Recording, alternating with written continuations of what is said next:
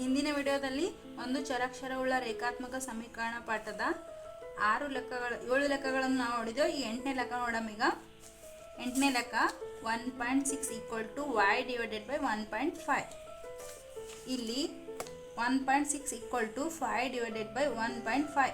ಇಲ್ಲಿ y value ಕಂಡು ಹಿಡಿಬೇಕಾದ್ರಿಂದ ಈ ಸೈಡ 1.5 ಇದ್ದಿದ್ದು ಈ ಸೈಡಿಗೆ ನಾವು ಕಳಿಸ್ಬೇಕು. ಇಲ್ಲಿ ಭಾಗಾಕಾರ ಇದ್ದಿದ್ದು ನಿಮ್ಗೆ ಆಲ್ರೆಡಿ ಗೊತ್ತದೆ. ಈಗ ಈ ಸೈಡ್ ಭಾಗಾಕಾರ ಇತ್ತು, ಈಕ್ವಲ್ದಿಂದ ಈ ಕಡೆ ಬರ್ತಂದ್ರೆ ಅದು ಗುಣಾಕಾರ ಆಯ್ತು. ಆವಾಗ 1.6 × 1.5. ಈ ಪಾಯಿಂಟ್ ಅನ್ನೋದು ಮೊದಲು ತಲೆನ ತೆಗೆದು ಹಾಕ್ರಿ.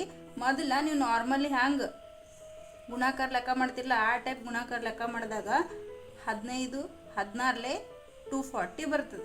ಇಲ್ಲಿ ಒಂದು ಸಂಖ್ಯೆ ಆಗೋಣ ಒಂದು ಪಾಯಿಂಟ್ ಅದ, ಇಲ್ಲಿ ಇನ್ನೊಂದು ಸಂಖ್ಯೆ ಆಗೋಣ ಒಂದು ಪಾಯಿಂಟ್ ಅದ. ಆವಾಗ ನೀವೇನು ಮಾಡ್ಬೇಕು, ಇದಕ್ಕೆ ಬಂದಿದ್ದ ಆನ್ಸರ್ಗೆ 2 ಸಂಖ್ಯೆ ಬಿಟ್ಟು 1 ಪಾಯಿಂಟ್ ಕೊಡಬೇಕು. ಆವಾಗ ನಿಮ್ಗೆ y ವ್ಯಾಲ್ಯೂ ಬಂತು. Answer is 2.40. 9ನೇ ಲೆಕ್ಕ 7x - 9 = 16. ಇಲ್ಲಿ ನಮ್ಗೆ x ವ್ಯಾಲ್ಯೂ ಬೇಕು. 7x - 9 = 16. 7x ಹಾಗೆ ಇಟ್ಕೊಂಡು ಈ -9 ಈಕ್ವಲ್ದಿಂದ ಈ ಸೈಡಿಗೆ ಕಳಿಸ್ಬೇಕು. 16 ಪ್ಲಸ್ ಈ ಕಡೆಯಿಂದ ಬಂದಿದ್ದು -9 ಈ ಕಡೆ ಬಂದರೆ +9 ಆಗ್ತದೆ. 7x = 16 + 9 25 ಆಗ್ತದೆ. ಇಲ್ಲಿ x ವ್ಯಾಲ್ಯೂ ಬೇಕು ನಮ್ಗೆ. ಇಲ್ಲಿ 7x ಅನ್ನೋದು ಗುಣಾಕಾರ ಅದ. ಇಲ್ಲಿ ಈಕ್ವಲ್ದಿಂದ ಈ ಸೈಡಿಗೆ ಕಳಿಸ್ದೇವು ಅಂದ್ರೆ x = ಇದು 25.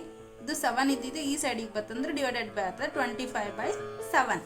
10ನೇ ಲೆಕ್ಕ 14y - 8 = 13. 14y - 8 = 13. ಇಲ್ಲಿ y ವ್ಯಾಲ್ಯೂ ಬೇಕು ನಮಗೆ.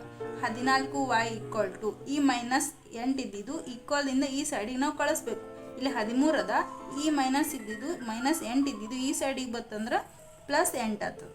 ಅವಾಗ 14y = 21. y = 21/14. 21 13 + 8 ಕೂಡಿಸ್ದಾಕರ 21 ಬತ್ತು ನಮಗೆ. ಈಗ 14y ಈ 14 ಈ ಸೈಡಿಗೆ ಕಳಿಸ್ದಾಗ ಏನಾಗ್ತದಂದ್ರೆ ಡಿವೈಡೆಡ್ ಬೈ ಆಗ್ತದೆ. ಇಲ್ಲಿ ಗುಣಾಕಾರ ಅದ, ಈ ಸೈಡಿಗೆ ಕಳ್ಸಕ್ಕಾರ ಭಾಗಾಕಾರ ಆಗ್ತದೆ. ಇವೆರಡು 7 ಮಗೆ ಹೋಗ್ತವೆ. ಅದಕ್ಕೆ ನಾವು ಭಾಗಾಕಾರ ಮಾಡಿದಾಗ 7 2 14 7 3 21. Answer y = 3/2. 11ನೇ ಲೆಕ್ಕ 11ನೇ ಲೆಕ್ಕ ಈಗ 17 + 6p = 9.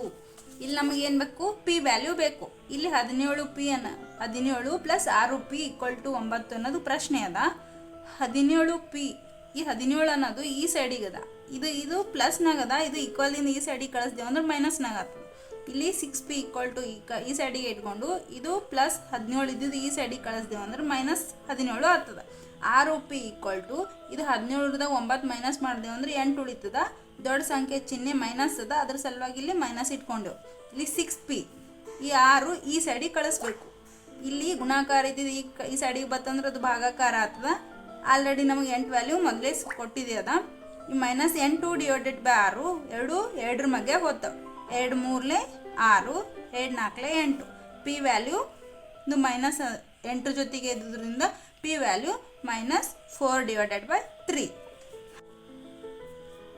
ಈಗ 12ನೇ ಲೆಕ್ಕ x / 3 + 1 = 7/15. ಈ ಲೆಕ್ಕದಾಗ ನಾವು x ವ್ಯಾಲ್ಯೂ ಕಂಡು ಹಿಡಿಬೇಕು. ಕ್ವಶನ್ ಏನದ, x / 3 + 1 = 7/15. x ವ್ಯಾಲ್ಯೂ ನಮಗೆ ಬೇಕೀಗ. ಈಗೇನು ಮಾಡಬೇಕು, x / 3 ಈ ಸೈಡಿಗೆ ಇಟ್ಕೊಂಡು ಈ +1 ಇದ್ದಿದ್ದು ಈ ಕಡೆ ಈಕ್ವಲ್ದಿಂದ ಈ ಸೈಡಿಗೆ ಕಳಿಸ್ಬೇಕು. 7/15 ಇದು ಆಲ್ರೆಡಿ ಇದ್ದಿದ್ದದ. ಈ ಕಡೆ +1 ಇದ್ದಿದ್ದು ಈ ಕಡೆ ಕಳಿಸ್ದೇವು ಅಂದ್ರೆ -1 ಅಂತ. ಯಾವುದೇ ಒಂದು ಸಂಖ್ಯೆ ತಗೊಂಡಕ್ಕಾರ ಅದ್ರ ಛೇದದಾಗ ಏನೂ ಇದ್ದಿದ್ದಿಲ್ಲ ಅಂದ್ರೆ ಕಂಪಲ್ಸರಿ ಒಂದಂತೂ ಇದ್ದೇ ಇರ್ತದೆ.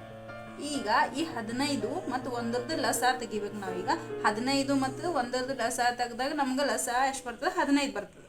ಆವಾಗ ನಾವೇನು ಮಾಡಬೇಕು, ಈ ಮ್ಯಾಲ ಛೇದದಾಗ ಇದ್ದಿದ್ದು ಅಂಶದಾಗ ಇದ್ದಿದ್ದ ಸಂಖ್ಯೆ ನೋಡಬಾರ್ದು. ಛೇದದಾಗ ಇದ್ದಿದ್ದ ಸಂಖ್ಯೆ ಈ ಬಂದಿದ್ದ ಲಸ ಒಳಗೆ ಎಷ್ಟರ ಮಗಿಲ್ ಬರ್ತದೆ ನಾನು ನೋಡಬೇಕು. 15 ಎಷ್ಟರಲ್ಲೇ ಬರ್ತದೆ, 15 ಮಗ್ಯಾಗ 1ರಲ್ಲೇ ಬರ್ತದೆ. 1 ಎಷ್ಟು ಬರ್ತದೆ, 15 ಮಗೆ 15 ಲಸ 15 1ರಲ್ಲೇ 15ರಲ್ಲೇ ಬರ್ತದೆ.